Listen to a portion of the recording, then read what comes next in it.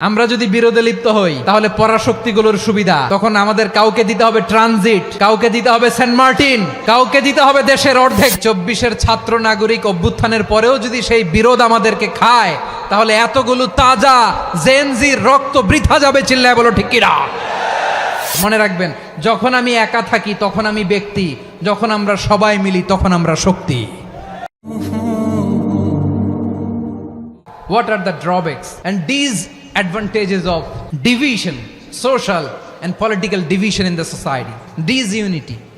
আমরা যদি বিচ্ছিন্ন হই, একে অপরের যদি মারামারি করি, একজন যদি আরেকজনের কাফের ফতোয়া দেয়, আমাদের কি ক্ষতি? এক নাম্বার ক্ষতি হচ্ছে আমরা যদি বিচ্ছিন্ন হই আমাদের শক্তি কমে যাবে, আমাদের পাওয়ার আমরা হারাবো। আমাদের কি হারাবো? পাওয়ার। মনে রাখবেন, যখন আমি একা থাকি তখন আমি ব্যক্তি, যখন আমরা সবাই মিলি তখন আমরা শক্তি। এই শক্তি নিয়ে আমাদের সামনে এগিয়ে যাওয়ার দরকার আছে না নাই? তাহলে আমরা যদি নিজেরা বিরোধে লিপ্ত হই আমাদের ক্ষমতা, পাওয়ার ছুটে যাবে।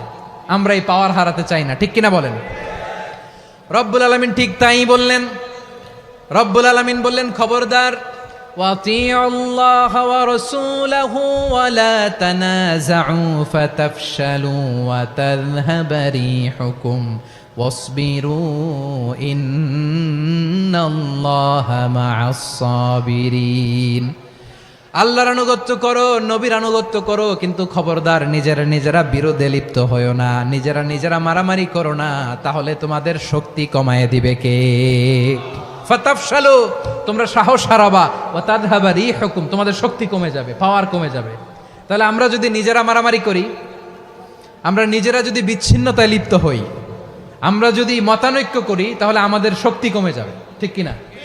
আমরা শক্তি কমাবো। আচ্ছা, ছোট্ট একটা বাঁশের কঞ্চি যদি আপনারা দেয়, পায়ের মধ্যে ধাক্কা দিয়ে ভাঙতে পারবেন না? এরকম বাঁশের কঞ্চি যদি 20টা একসাথে জোড়া লাগায় দেয়, ভাঙতে পারবেন? কথা বোঝে নাই মনে হয়। চিকন একটা বাঁশের কঞ্চি দিলে ভাঙা যাবে না?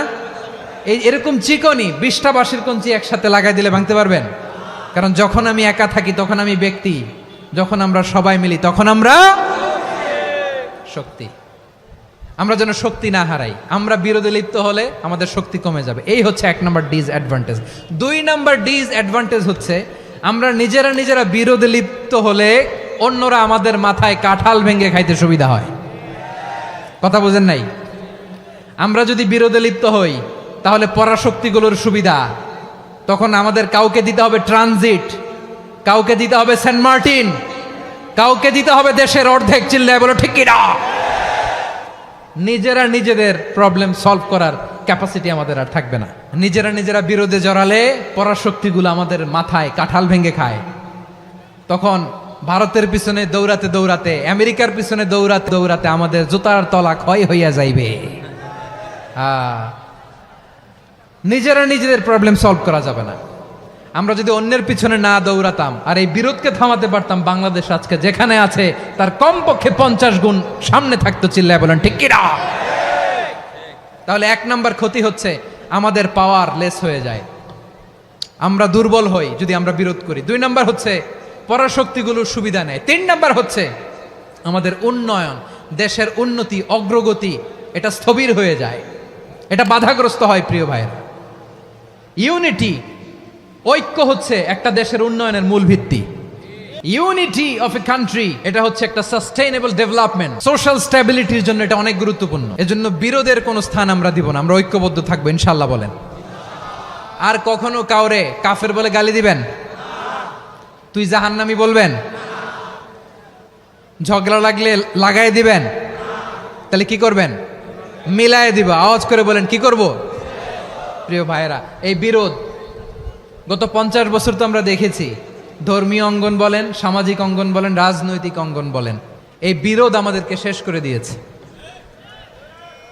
এই 24-এর ছাত্র নাগরিক অভ্যুত্থানের পরেও যদি সেই বিরোধ আমাদেরকে খায় তাহলে এতগুলো তাজা জেনজির রক্ত বৃথা যাবে। চিল্লায় বলো ঠিক কিনা? বৃথা যেতে দিতে চাই না, আমরা ঐক্যবদ্ধ থাকতে চাই। রাজি আছেন? আমরা আর কাদা ছড়াছড়ি করব না। অনেক হয়েছে, আন্না, এবার থামুন। অনেক হয়েছে, আন্না। Be a part of our vision.